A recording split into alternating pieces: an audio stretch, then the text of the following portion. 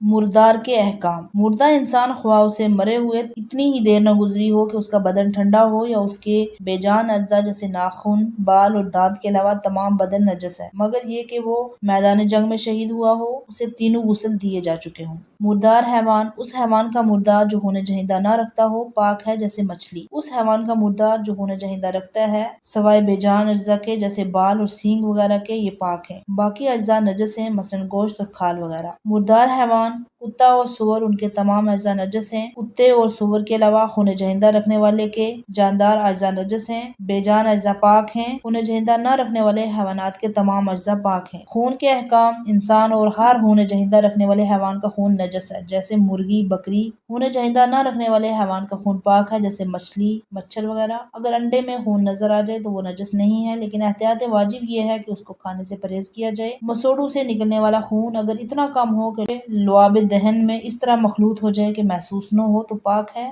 اس کے نگلنے میں بھی کوئی حرج نہیں ہے۔